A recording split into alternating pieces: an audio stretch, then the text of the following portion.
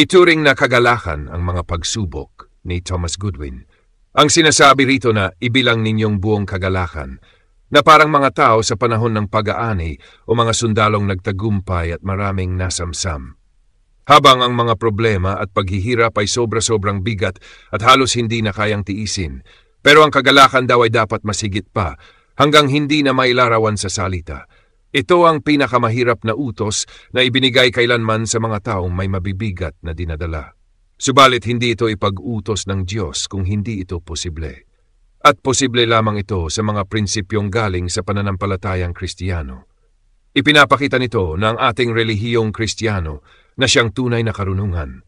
Tingnan ang talata 5. Ay may makapangyarihang lakas para itaas ang ating isipan at puso sa ganitong mataas at maluwalhating antas kahit habang tayo ay nasa buhay na ito.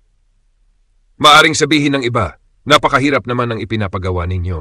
Ano nang matibay na dahilan ang pwedeng magtulak sa amin para gawin ito?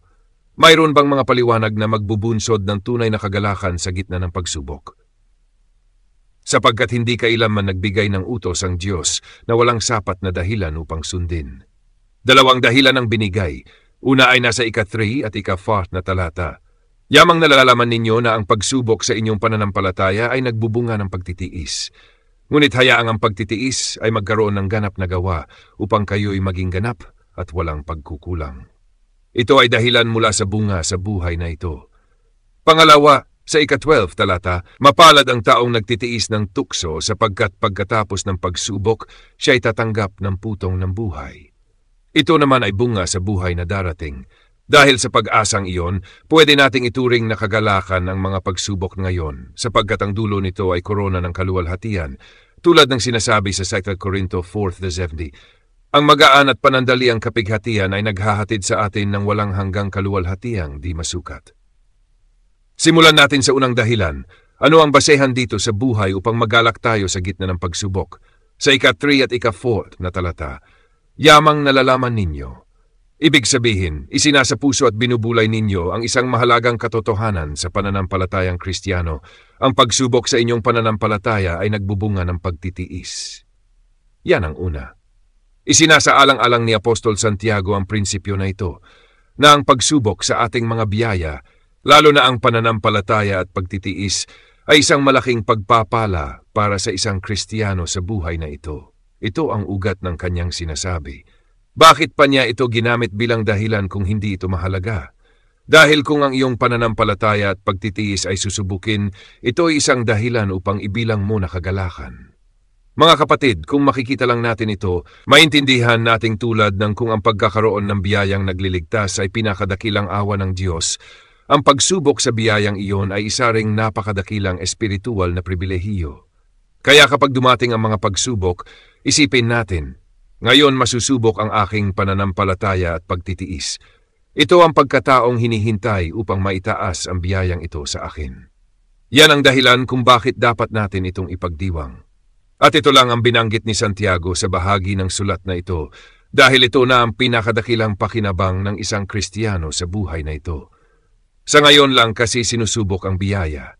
Sa langit, hindi na. Ang rason na ito, ang isang biyaya ng Diyos ay dapat mapatunayan at mapagtagumpayan sa paraang kalugod-lugod sa Kanya upang mapatunayan ng Diyos ang katapatan mo tulad ng kay Abraham.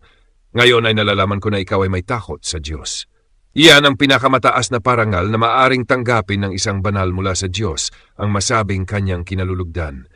At ito rin ang ating pinakadakilang karangalan. Sabi sa 3 Corinto 10:17, ang nagmamapuri ay magmapuri sa Panginoon, at sa susunod na talata, hindi ang nagpaparangal sa sarili ang tanggap, kundi ang pinupuri ng Panginoon.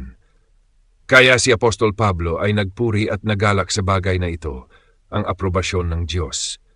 Ganoon din si Job, kapag ako'y kanyang sinubok, ako'y lalabas na parang ginto. Job 23:10. Sabi rin ng Apostol Pedro, ang pagsubok sa inyong pananampalataya ay higit na mahalaga kaysa ginto, at ang apoy mismo ng pagsubok ay mas mahalaga pa kaysa sa purong ginto. Kung ikinagagalak natin ang tumanggap ng ginto, dapat mas lalo nating ikagalak ang magkaroon ng pagsubok, dahil sinusubok nito ang ating espiritual na ginto. Ang dahilan kung bakit sinusubok ng Diyos ang ating biyaya ay dahil ito'y napakahalaga sa Kanya. Hindi niya ito pagsusumikapan kung hindi ito mahalaga. At kapag ito'y nasubok at napatunayang totoo, binibigyan ito ng Diyos ng kanyang tanda, isang selyo ng kanyang pabor, na sa huling araw ay hahayag sa buong mundo. Tulad ng sinasabi sa 1 Pedro 1:6-7, kayo'y nagagalak, bagaman ngayon ay dapat kayong malungkot sa iba't ibang pagsubok upang ang pagsubok ng inyong pananampalataya na higit na mahalaga kaysa ginto ay masumpungang kapuri-puri, marangal at maluwalhati sa pagdating ni Jesu Kristo. Sa araw na iyon, ito'y magiging kapuri-puri sa harap ng lahat. Pero kahit ngayon, ito'y kapuri-puri na sa paningin ng Diyos. Bakit binanggit ang pananampalataya? Dahil ito ang pangunahing sinusubok at ito rin ang nagpapakilos sa lahat ng ibang biyaya.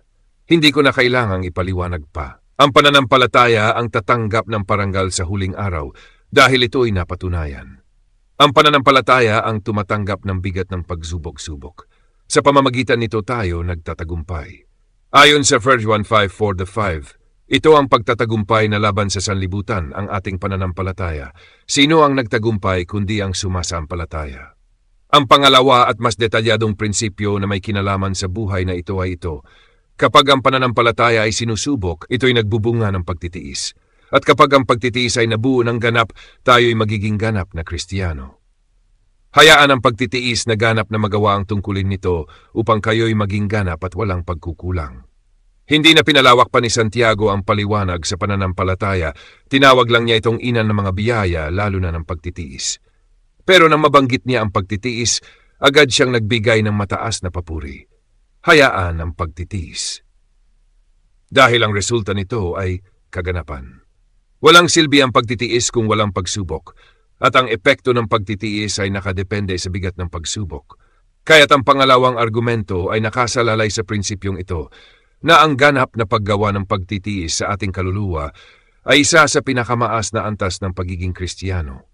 Kaya dapat natin ibilang na kagalakan ang mahulog sa mga pagsubok, dahil ito ang nagtataas sa atin sa pinakamatibay at ganap na anyo ng biyaya, na hindi mangyayari kung hindi rin matindi ang mga pagsubok.